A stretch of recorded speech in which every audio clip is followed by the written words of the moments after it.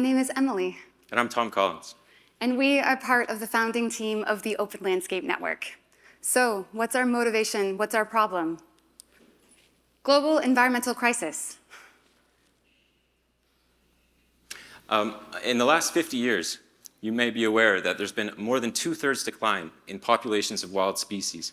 And unfortunately, in the next couple of decades, up to 2 million different species are predicted to go extinct. 2023 was the warmest year on record. And 10 of the last warmest years in the 200 years on record were in the last decade. So, leave it to the environmentalists to bring down the mood.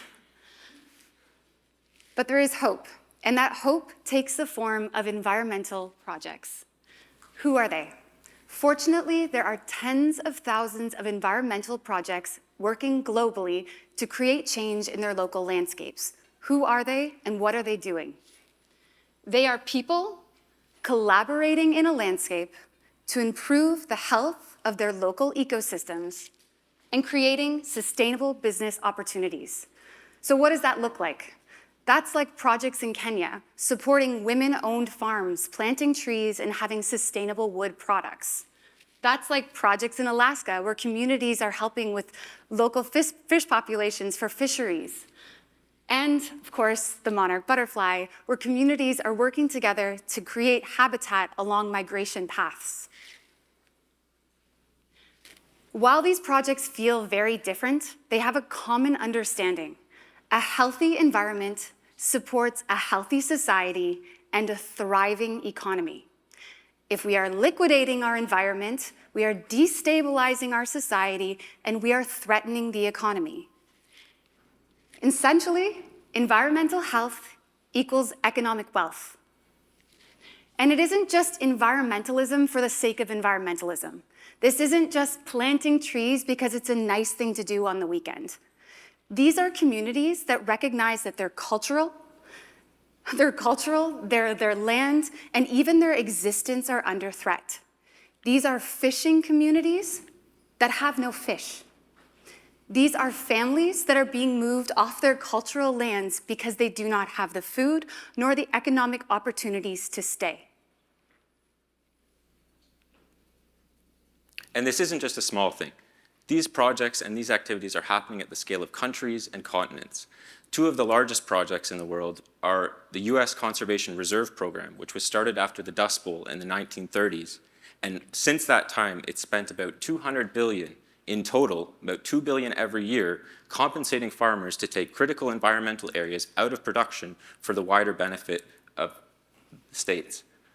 Unfortunately, these systems are often being done using antiquated systems, paper and pencil, mail, and there's some great research that shows the inefficiencies of these processes are so large that it actually undermines their ability to achieve the results that they want. On the other side of the world, China has actually started some of the largest projects in the world, which are absolutely massive.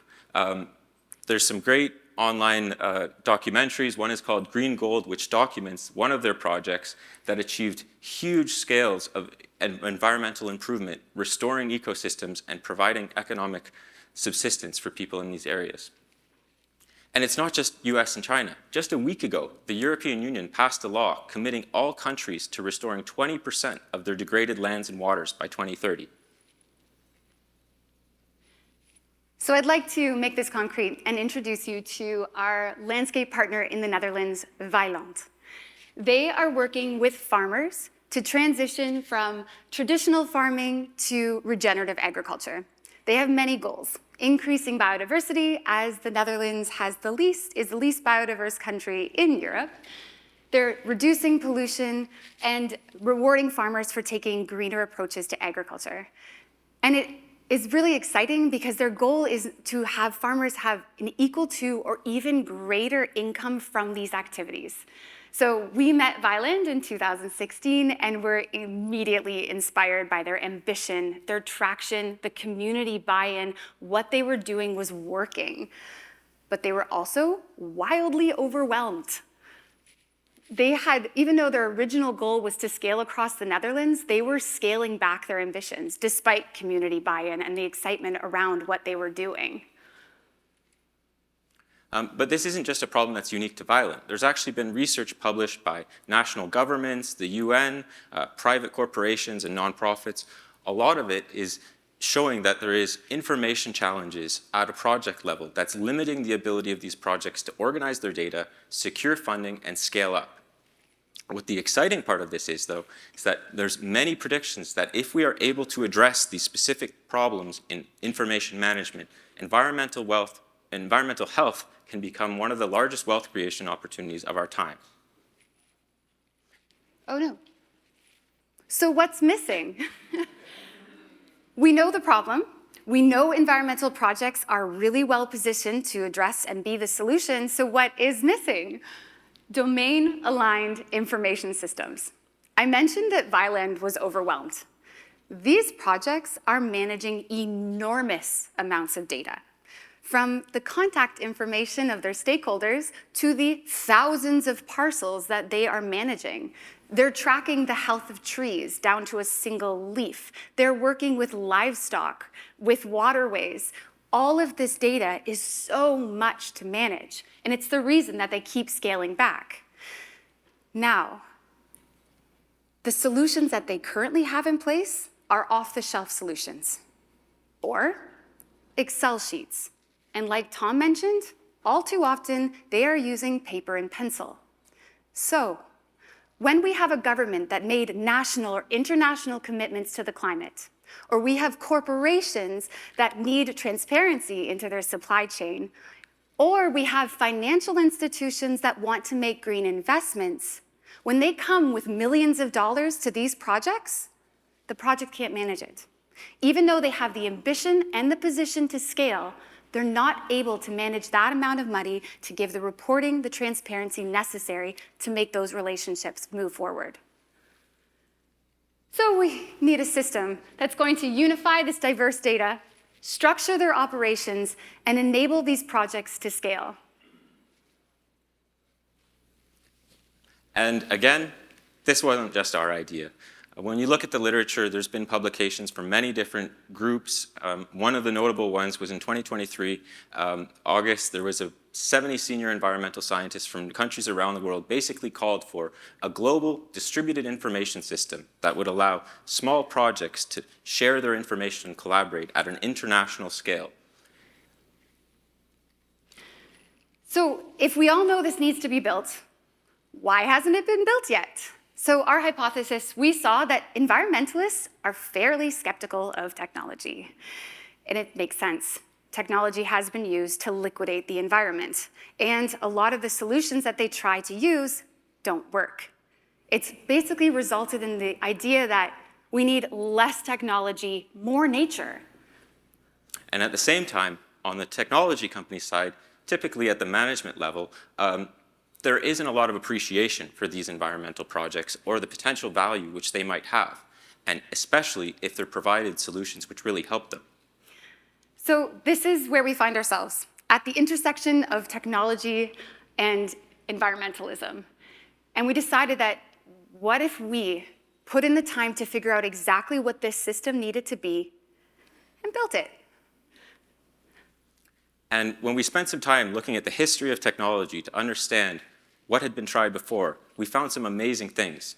People like Alan Kay have been working in the 1980s, did an amazing video called The Knowledge Navigator that's on YouTube, where he actually used the Cray supercomputer at Apple that they had bought for circuit design to do animations of a tablet computer in the early 2000s showing two scientists collaborating on environmental models on how deforestation in the Amazon rainforest was resulting in desertification in sub-Saharan Africa. Something that's amazing is this is now called teleconnections, and it's only just starting to get serious weight in the scientific discipline.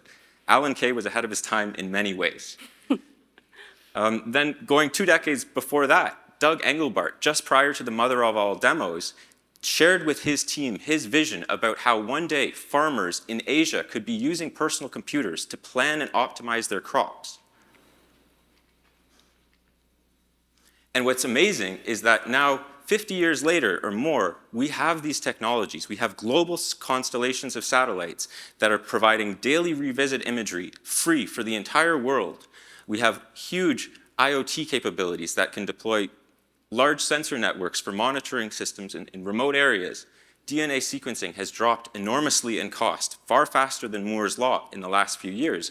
And in about 5 or 6 years ago, there was a big revolution in DNA called environmental DNA, which basically means you can take a spoonful of soil or water and get a sense of the species in that area, which is something that satellites or sensors can't give you.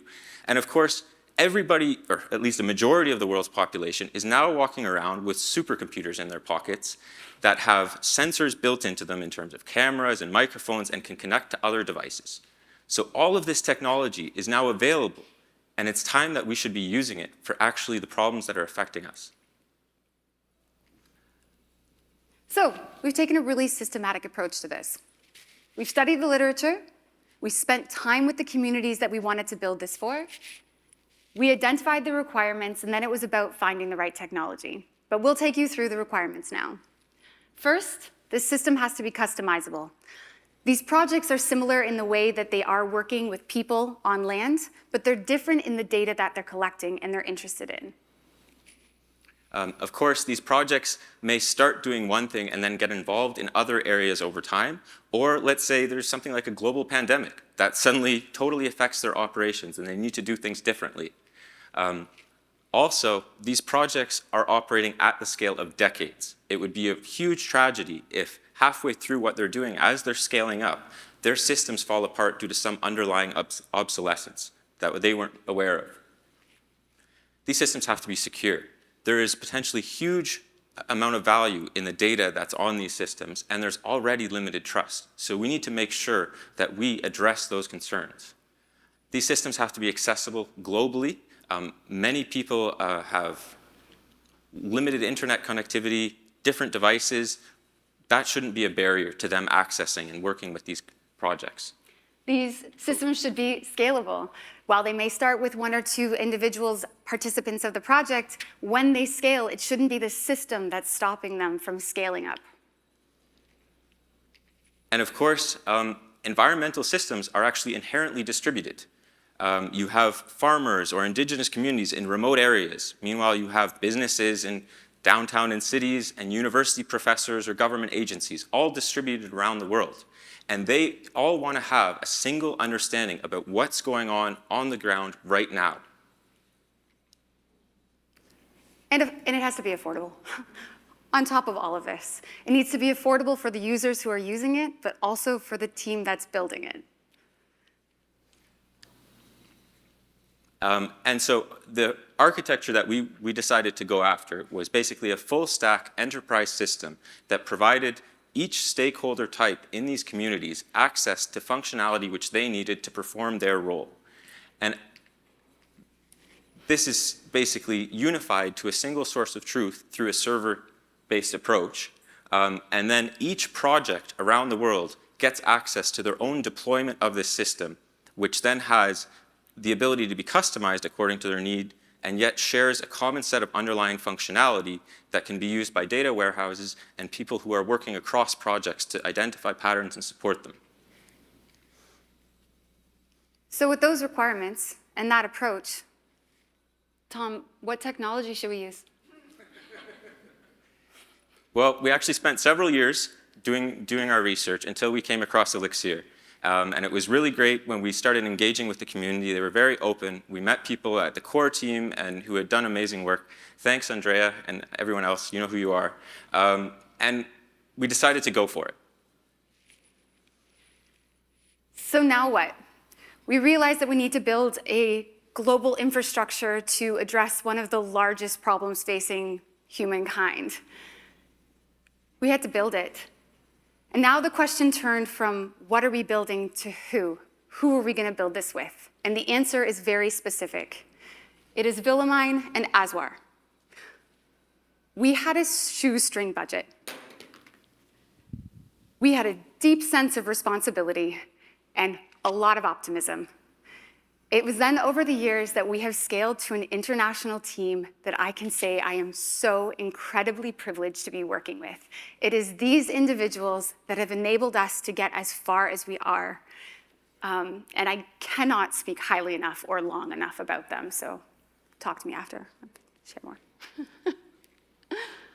Oh, and we decided to take a bootstrapping approach to development, where we basically had a development team that we had engaged and shared these requirements with, and then we wanted to approach multiple communities and provide our system. We started with an MVP where we deployed the functionality, and then the idea was every new project that we worked with might have a new requirement or feature which they prioritize, and we can share those capabilities across projects due to the underlying technology stack, and of course learn more about how to build these systems better. But our real vision was that over time we would learn how to build these systems and what to optimize to make the deployment process faster and more efficient so that these communities could access these systems at lower cost. Using the reference approach, we were thinking of including things like an umbrella architecture that allows us to dynamically turn on and off modules used by different communities and things like that. And it's working. It has not been without its challenges. It has not always been a smooth path, but it's been very exciting that once implemented in projects around the world, we're seeing really exciting results. So, circling back to Vient. So at a per parcel level, we're pulling in hundreds of data points, and at a farm level, thousands. This is going to double in the next year, which is organized into interfaces for a web platform that's used by the project developer, but each farmer and other stakeholder has access to the information they need in order to participate in these processes. And then it was about identifying and scaling, and Vient was able to go from less than 100 farmers to over 350 farmers. And there's also been really exciting economic opportunities too. So because all this information was available, it was just 2 months after we had deployed the system that they started getting approached by large businesses and small businesses asking to connect to this system in order to support new sustainable product offerings. Farmers are getting lower interest loans because they can demonstrate that what they're doing is having an environmental impact in their communities, and that's something that local banks want to support. They're able to make more money from having products where they can show the impact associated with what they were sold. They can sell those products to more markets because there's more regulations that are requiring them to say what exactly the deforestation or other impacts of what they were doing was. And finally, they're getting new revenue streams because they're able to connect to carbon credits or water credits and other new mechanisms which are trying to reward farmers for doing these types of things. And after we did this, we started getting approached by projects from all around the world, from Spain, India, Australia, and Brazil, Alaska. And we then decided to really go for scaling up. And so some of the lessons that we learned in our development process, unfortunately, our development team wasn't able to attend today, so we're just going to introduce some of the things that we learned, and we plan to have future events where they can elaborate further what they were doing. But at a high level, our experience with Elixir and LiveView was really great.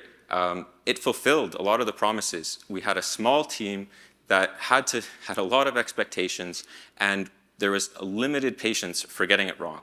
Despite all those challenges, we were able to deliver something which has continued to operate without downtime for several years and continues to grow and expand, and we're adding functionality all the time.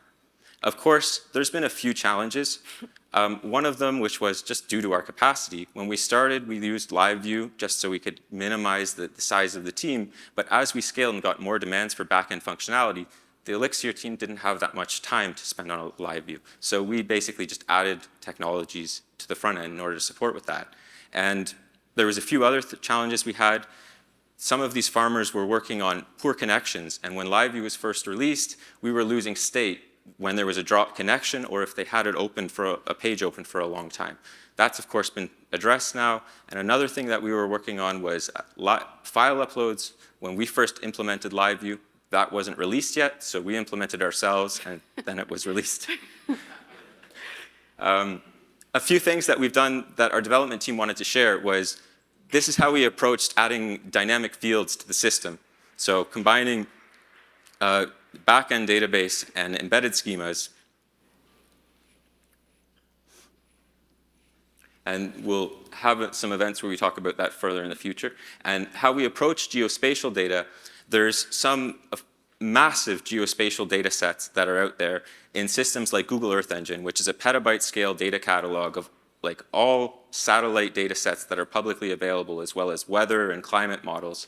And we wanted to pull those data sets in to help decision making in our projects, but these are huge, basically, data sets. And so combining that also with government data and data from farms, we decided to do a server-side approach, integrating all those data sets and loading them as needed when the user interacts with the interface. Oh. Whoa. So how to help? So first of all, everyone who's been contributing to the Elixir and Beam ecosystems in the open source domain, thank you, because it's allowed us to do what we're doing. We ourselves also contribute to open source projects. We've released a few libraries, and we have some ambitions to do a lot more. Number 2, find your local environmental project developers. Get to know what they're working on. They're definitely in your hometown. Spend time with them and support them. And finally, if any of this is interesting to you, and you're inspired by what we're doing, get in touch. We're obviously very ambitious, and we have a lot of plans.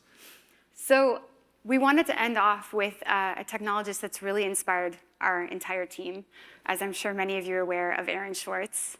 For us, this was the most important thing to be doing with our time. This was the most important problem, and this is why we and our entire team are so deeply committed to this. Now, sometimes when we talk about environmental issues, it can feel a bit distant, or maybe it doesn't feel like such a problem.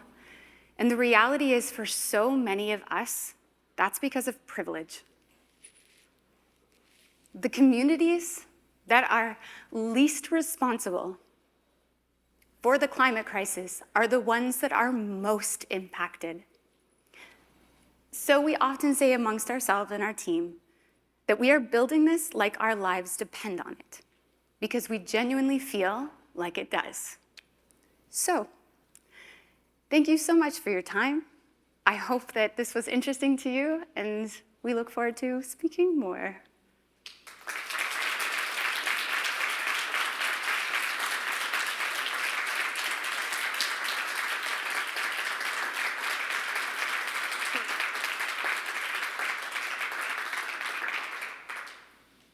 Thank you so much, both of you. I don't see any questions in the app, but if anyone has one, I can run a mic to you. Yep, there's one at the back.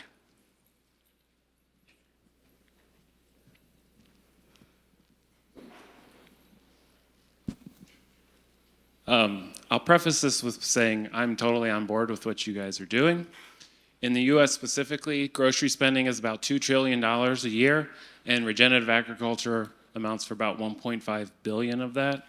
So as far as the impact of connecting these small farmers, seems like not even a drop in the bucket compared to the multinationals that control our food system.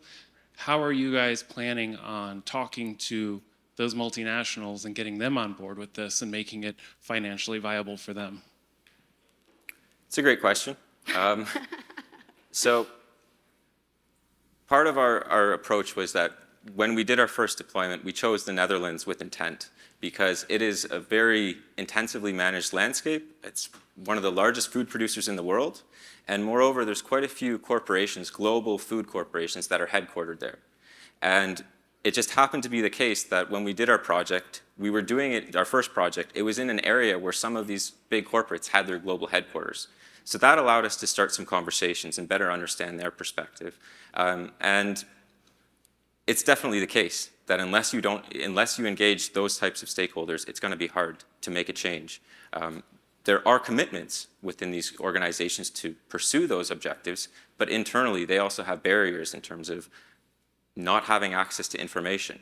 So when we deployed our system in the Netherlands, we were able to get right away approached by large corporations that were looking for those types of data sets and able to adopt it. Of course, if we're scaling across North America, you're talking about a whole other level. But there are large corporates that are committed to being progressive in this area. They just, in many cases, are still lacking systems that allow them to effectively engage with it. So. Thanks again. That's unfortunately all the time we have for now. We're going to take a couple minutes to set up for Kathy's talk. And if you want to fill out the surveys on the side, that always helps the speakers out.